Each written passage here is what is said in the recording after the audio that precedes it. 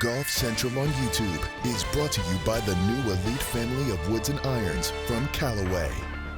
Hannah Green represented Australia in the past 2 Olympic Games alongside Minjee Lee, and maybe most notably, she won an event in her home nation in 2022 called the TPS Murray River. It was a mixed gender event and she won by 4 strokes. So with that, I'm so happy to welcome in Hannah Green onto Golf Central. Hannah, before we look ahead to 2025, we have got to look back at your season last year because it was pretty special. 3 wins on the LPGA Tour. You're now 6th in the world rankings. What do you attribute that success to last year? It's hard to say, but when I played really well, the putter was the thing that went, very well. And I did change to a different style of putter at the start of 2024. So I think it's kind of been a combination of that, but also some good weeks where I've been able to hit some really good shots and in some clutch moments. Well, you were up there with Lydia Ko with 3 wins last season. It was amazing to see the success that you had. And actually, last fall, we had, of course, LPGA favourite Beth Ann Nichols on the show. She said you were the most underrated player in women's golf. Now 6 wins and a major championship. Such a strong resume. Do you feel like you come into events slightly under the radar? I think I do, but I actually don't mind not having the limelight on me. It kind of lets me just focus on my own golf and on the game that, I'm going to play that week. But it's nice. I was able to play the Australian Open end of last year, so not long ago, and just coming back after such a successful year and having so many people kind of cheer for me. It was different Aussie Open.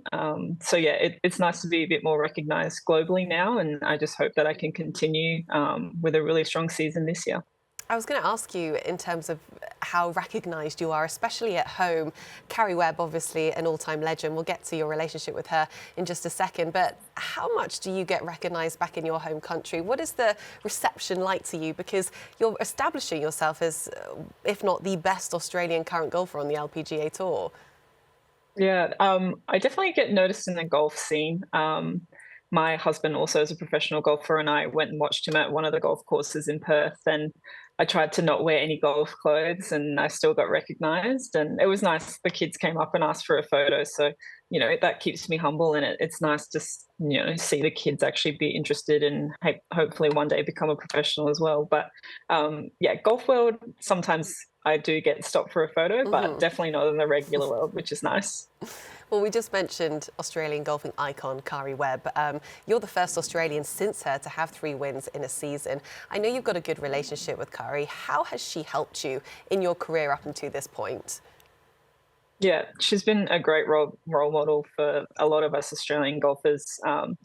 She's always one of the first people to send us a message of encouragement or to say congratulations. It was really special having her as our captain for the Olympics last year. And yeah, she's just someone that obviously I would love to have a career like her. I don't think I'll ever get to as many wins as she has had, but to join her and having 3 wins in one season is amazing. Never say never, Hannah. You're on a pretty hot run at the moment. Now, you obviously picked up 3 wins, but of course, Nelly Korda, she was kind of in a league of her own last season with those 7 wins. When there's a player like that, having that kind of hot streak, does it force you to want to raise your game to the next level, or do you just kind of try to ignore a player who's on a streak like that?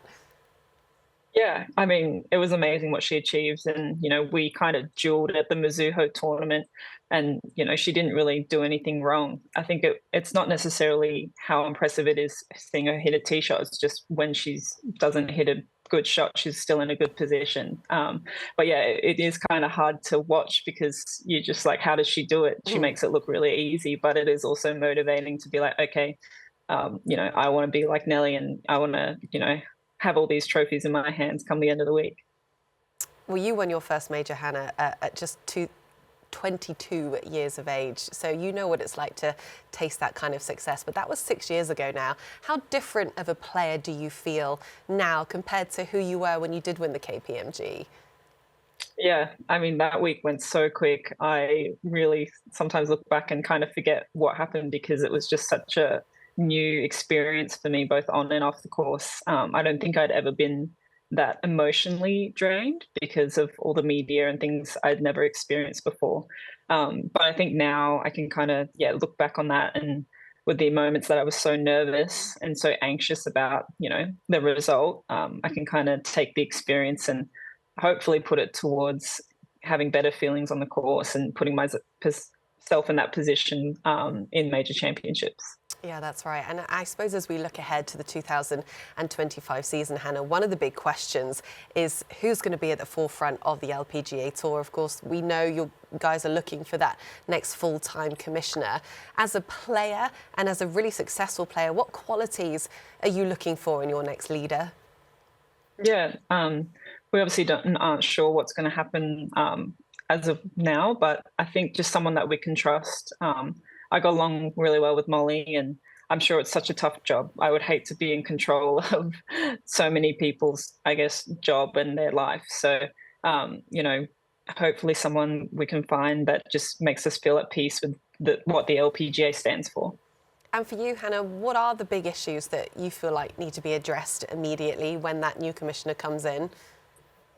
I think, we've seen the growth in women's golf globally, and the LPGA, the purses that we, play for has gone up, I think, over 100% in the last 5 years, which has been amazing to see. But it's hard to compare to, the PGA Tour and Live players. I think that's what they make is crazy money. And, so long as us LPGA players, not so much at the top end, but, towards the people that are maybe around 80 or 100, so long as they can make a living, and also those who want to become a mum and then continue to come back out and play, I think that's really important.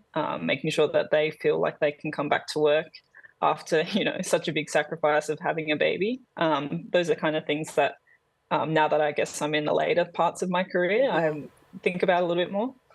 Yeah, there's been a lot of growth on the LPGA Tour, but no doubt there is still so much more that can be done. And just on a personal level, Hannah, you just celebrated your 1-year wedding anniversary. To Jared, congratulations. As you mentioned, he is a professional golfer as well, who's had a lot of success on the Australasian Tour. How has that happiness off the course reflected on your success last year, especially, do you think, inside the ropes? Yeah, for sure. We got married on the 19th of January, and that's actually, it was a month before I went to Singapore. So I think it was kind of, not that it was, nerve-wracking, but I guess a different type of feeling getting ready to, have the wedding day. But yeah, it was just really nice to have him, out there supporting me kind of midway through the year. And things haven't really changed all that much. A lot of people ask me what's the difference, and I say there's not really anything, which I guess is a good thing. But it's just nice to have his support, and especially with him being a professional golfer, he can kind of relate to, when I have good days and bad days. Because it is a unique life being a professional golfer. We all know that. And just finally, Hannah, before we let you go, after coming off such a strong season with those 3 wins, what are your goals for this year? Where are you setting your sights? Yeah, I just want to make sure that I have good title defenses. When I won in 2019, obviously COVID happened, so I didn't really get the best opportunity to defend those titles. But I hope that I can play well in those events and not let the pressure of being a defending champion get to my head. But now that I have had success and won 3 times, I want to do it all over again this year. So hopefully I can enjoy myself on the course, and hopefully the good results will follow. Well, it seems like you're in a great place, Hannah, and we so loved watching your success last season. So long may it continue, and thank you so much for your time, and best of luck this week down in Orlando. Thank you for having me.